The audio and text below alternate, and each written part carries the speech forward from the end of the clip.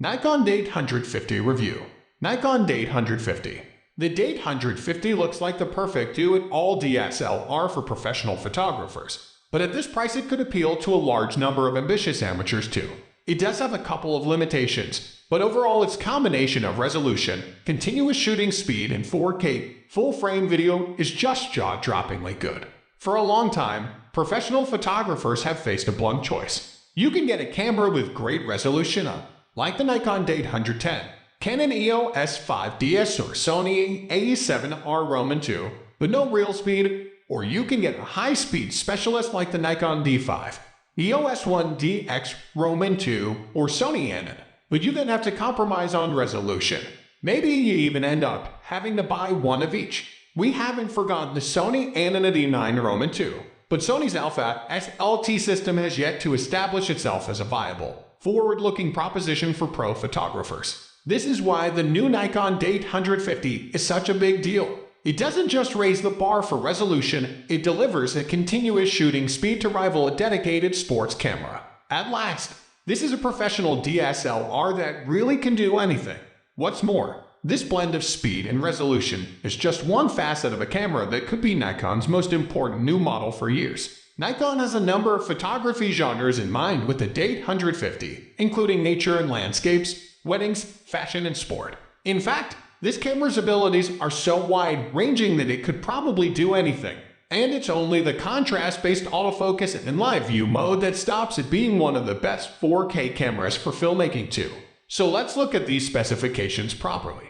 First, there's the new sensor, which has an effective resolution of 45.7 MP, 25% more than the groundbreaking Nikon D810.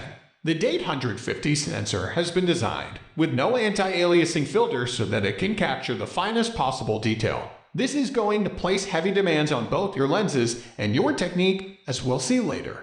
And then there's the maximum continuous shooting speed of 9 fps at full resolution, and with a buffer capacity of 51 uncompressed 14-bit RAW files. That is quite amazing, although here there are a couple of caveats. The first is that you need the optional MB18 multi-power battery pack and EN Elite Team B battery to achieve this speed. Without the grip, the camera can only shoot at 7ths, though that's still impressive for a camera that has this level of resolution. The second is that the quoted RAW buffer capacity is also a best-case figure at 7th, and with the right memory cards. And while the D850 does achieve an extraordinary blend of resolution and speed, it can't quite carry this through into a high ISO range. The new sensor has a back-illuminated design and gapless on-chip micro-lenses, but inevitably the photo sites are smaller than the Nikon D5s, for example, and the ISO range is lower. It's still pretty good, going from ISO 64-25600 as standard mode, and offering ISO 32-100-2400 in expanded mode, and Nikon has used its powerful Xpeed 5 processor to help with noise control. But you wouldn't choose this over a camera like the D5 for extreme low-light photography.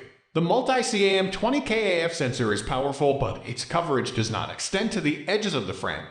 But you can always switch to live view, and although this still uses relatively slow contrast autofocus, the new tilting touchscreen display is now much more useful. You can set it up for touch focus and even touch shutter operation, and a new pinpoint AF mode helps you identify tiny targets, which is important given this camera's level of resolution. The live view mode is another trick, a silent photography mode where the D850 switches to its electronic shutter and can shoot without making any noise at all. What's more, because there's no mirror or shutter movement, there's less risk of mechanically induced blur. You can shoot at up to 6 at full resolution in this mode, or an amazing 30th at a reduced resolution of 8 megapixels. This is perfect for sports where cameras are usually banned at key moments, for theatrical performances and weddings, where a clattering shutter would just spoil the moment.